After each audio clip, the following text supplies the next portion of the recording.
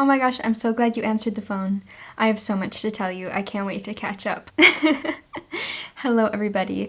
I thought it would be fun to have a bit of a bookish chat as if we were on FaceTime.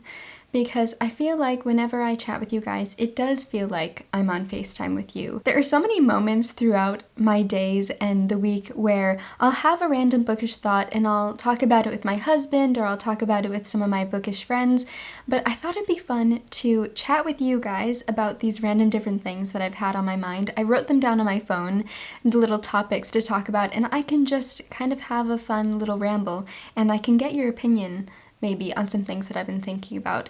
And I thought that it would just be fun to pretend that we were actually on FaceTime chit-chatting. So I love your outfit. Your hair looks amazing today. And how are you doing? Let me know. It's like those kids shows when you would watch Dora and she would ask the kid that's watching a question and she'd be like, "Where should we go?" And then there's like a pause, and then the kid is like screaming at the TV like, let's go here. Anyway, I'm getting a little silly already. I want to tell you about the books that I'm currently reading because I have so much to say about them, but what books are you currently reading? I would love to know if you could let me know in the comments. I would love to hear what you are currently reading. The first thing I have to tell you about, because I am loving it so much and I knew I would. I was so scared if I wouldn't. I'm reading on my Kindle right now, and it is East of Eden by John Steinbeck. I am adoring this. I am on page 182, and I'm 30% of the way through, which is really exciting because I'm more than a quarter of the way through. I've been doing most of my reading of this book at night, and there are so many moments where I will stop and read aloud a quote to Leon because I just have to share it because it's so brilliant and beautiful. And I've really been enjoying writing some quotes in the book club group chat because we are reading this for the Game of Tomes book club. We are reading it in April, May, and June. So it's never too late to join if you want to join us. That is on Fable, and there's a link in the description if you'd like to join us. It's free. Each chapter is broken into a different chat, and I've loved going into the different discussions and seeing what other people are thinking about it because this is a book that you can really analyze very deeply, and there are a lot of biblical references, and it's so fascinating to see what other people are thinking as well and like the different theories that people have. So if you are reading East of Eden with me and Emma in the book club, I have been loving hearing what you guys are saying, and I've been loving sharing my favorite quotes and the characters. This story is just so brilliant. The characters are so complex, and John Steinbeck's descriptions of the landscape are so stunning. I feel like I'm just being completely transported into the story. There's one character, Kathy, who I'm genuinely scared of her. And the character of Samuel Hamilton, he is the sweetest, kindest man, and I already love his character so much, and it's just brilliant, and every day I look forward to reading it, and I'm so happy that we're reading it for the book club.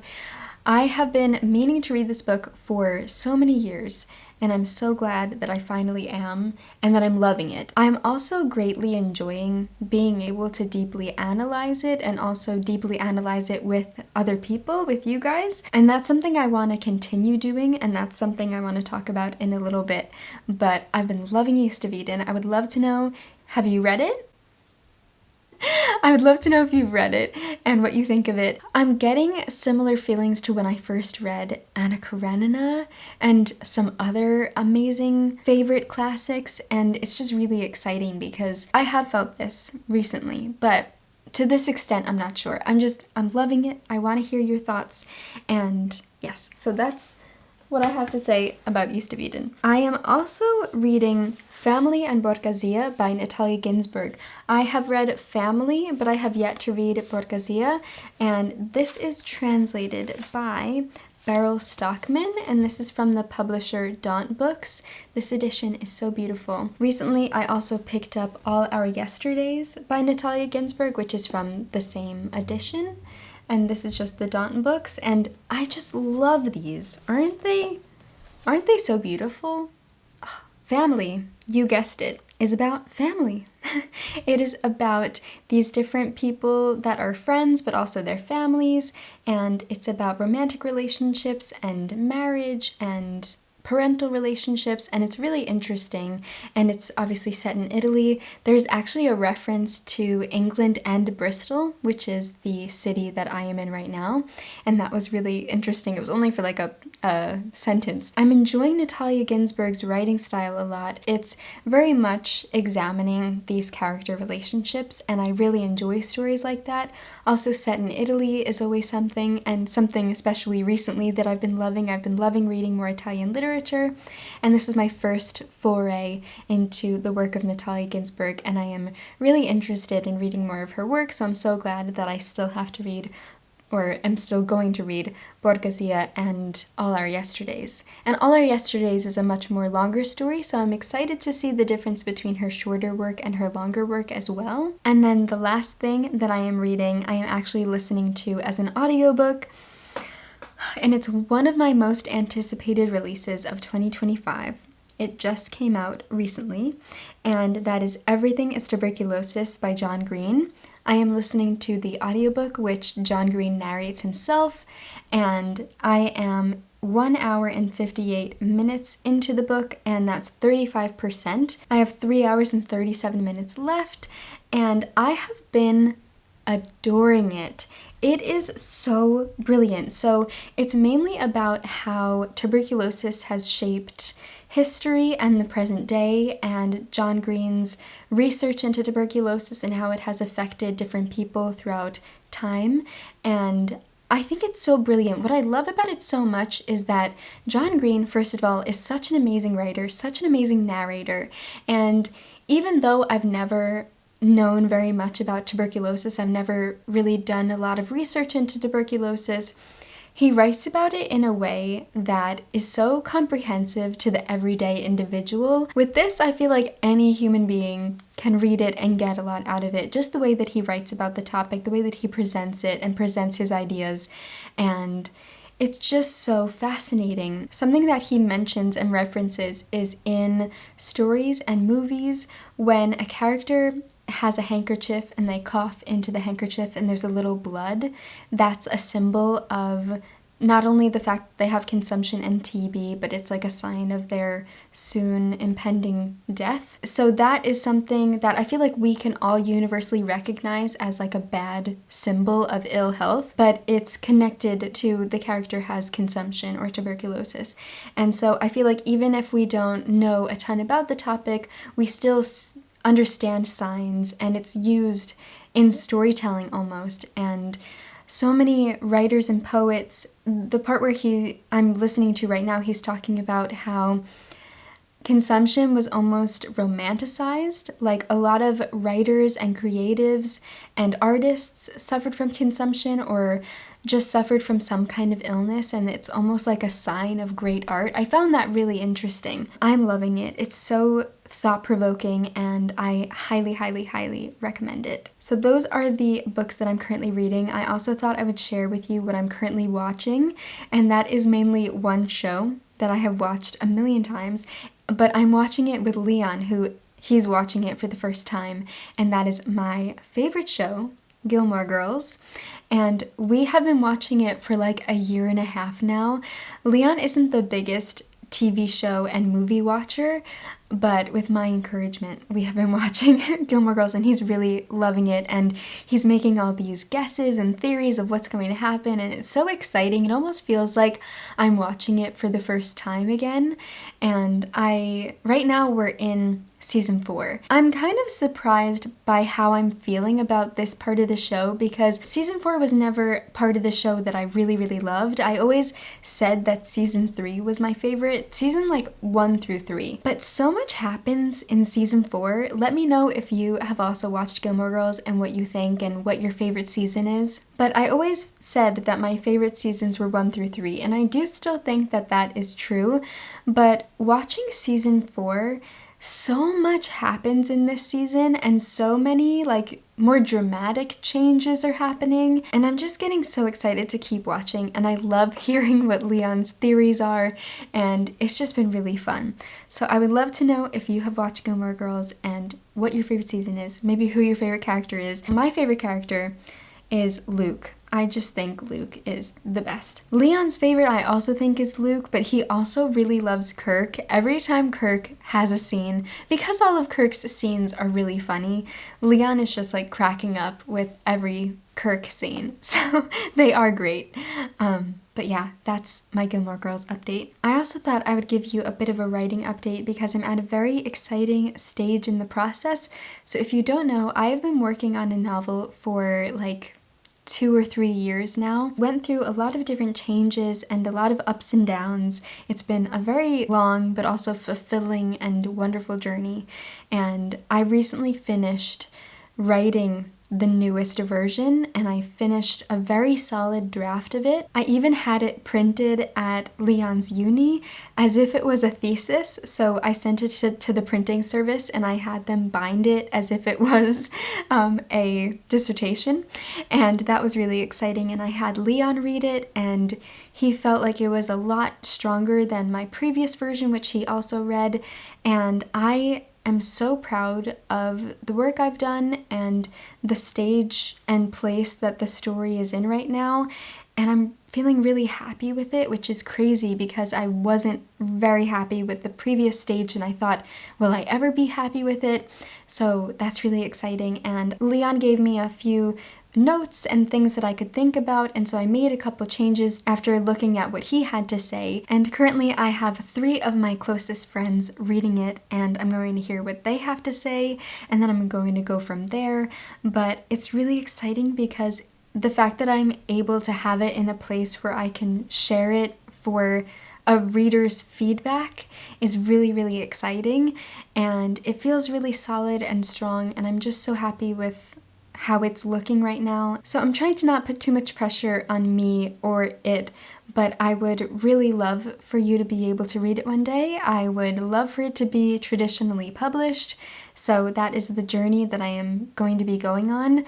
But even if it never gets published, I'm just happy to have written a whole story and to have made something that I'm really proud of, because the version before this, I was proud that I wrote it and finished it, but I wasn't proud of the outcome entirely because I liked certain aspects of it, but I knew that other parts of it weren't working, and now I feel like the whole story is working, and I'm so happy with it, and it really just feels like my heart and soul poured onto the pages, and I am hoping to illustrate it, so I'm excited to maybe start illustrating it soon. Now, I want your opinion about unhauling books, because lately I've been thinking about going through my TBR and counting all of the books I have on my TBR, because I think about a year ago, or more than a year ago, I filmed a video where I counted all of the books that I own, but I didn't count how many unread books I own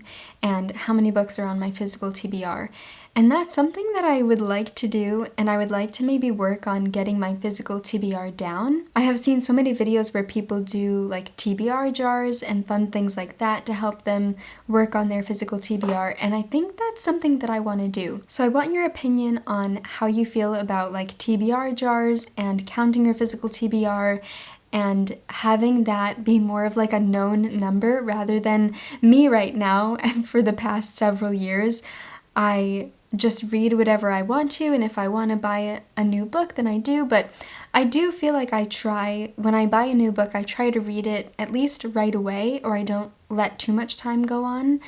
But I've been thinking a bit more about unhauling some books that I feel like maybe I just won't get to, or I don't want to hold on to anymore, and either making a TBR jar or just thinking about my physical TBR a little bit more. So let me know what you think about all that stuff. And if that's something that you would like to see from me, then maybe I could do a video or 2 on that. I also feel like because of my 2025 TBR, which this year I've been reading such amazing books, and that TBR has been mainly about reading books that have been on my shelves for a really long time and that I know I'm going to love, and finally actually picking them up instead of continuing to not read them for no reason. So I'm feeling passionate to read more of my physical TBR and to read more amazing, groundbreaking classics like East of Eden. So that's another thing that I wanted to talk about. I really feel like I want to look at my shelves and look at all of the great classics that I want to read, and I think I want to get back into, not that I really fell out of it, but I feel like I said before, reading East of Eden is making me feel so excited to analyze books deeply and to read more classics that are so groundbreaking. And something else that I also wanted to mention was the fact that you don't have to be studying literature to study literature.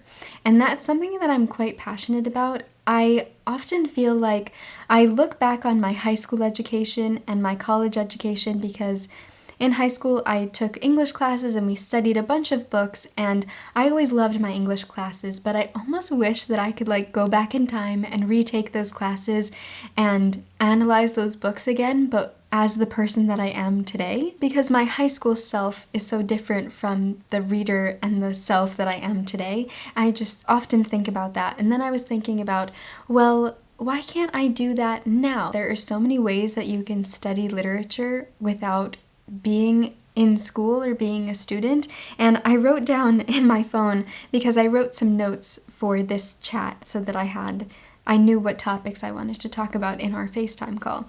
I wrote down, you don't have to be a literature student to be a literature student.